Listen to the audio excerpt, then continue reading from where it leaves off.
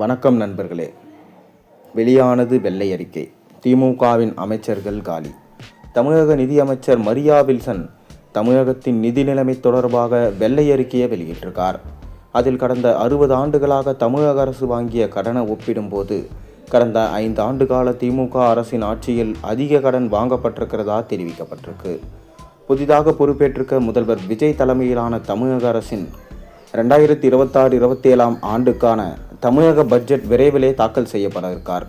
இந்நிலையில் தான் பட்ஜெட்டுக்கு முன்பாக தமிழகத்தின் நிதி நிலைமை எப்படி இருக்கிறது, கடன் எவ்வளவு, அதற்கான வட்டி எவ்வளவு, வருவாய் எவ்வளவு என்பது பற்றிய விவரங்களுக்கு மக்களுக்கு தெரியப்படுத்தும் வெள்ளை அறிக்கை வெளியிடப்பட்டிருக்கு.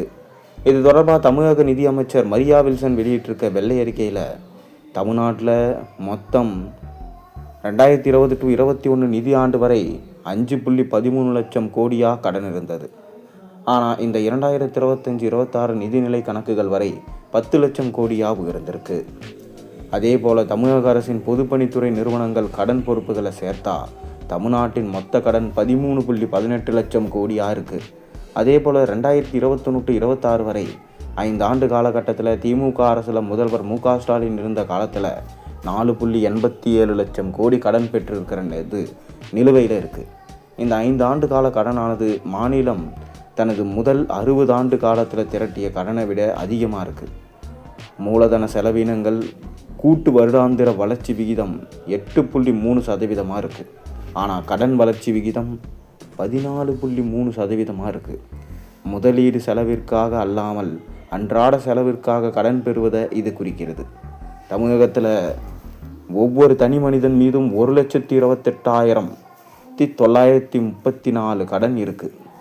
இது கடந்த கால 2020-21 நிதி ஆண்டில் தனிநபர் மீதான கடன் 67,087 இருந்த நிலையில் தற்போது 2 மடங்காக அதிகரிச்சிருக்கு.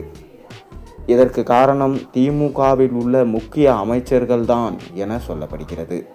அவர்கள் அனைவரும் கடன்களை பெற்று தனது சொந்த செலவிற்காக பயன்படுத்தியது வெட்ட வெளிச்சத்திற்கு வந்துள்ளது.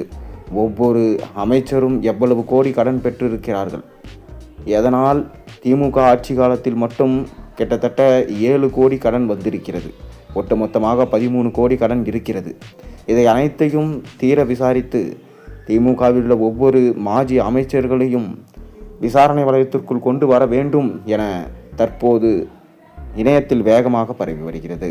ஸ்டாலினது மருமகன் சபரீசன் மட்டும் 1 லட்சம் கோடி எடுத்து சென்றிருக்கிறார். இது அனைத்து படமும் எங்கிருந்து வந்தது? சேகர் பாபு பண்ணை வீட்டில் மட்டும் 4000 கோடி எப்படி வந்தது? இது அனைத்திற்கும் கூடிய விரைவிலேயே பதில் கிடைக்கும் என்று எதிர்பார்க்கப்படுகிறது. நீங்கள் என்ன நினைக்கிறீங்க? உங்கள் கருத்துக்களை மறக்காம கீழே கமெண்ட் வாயிலாக தெரிவிங்க.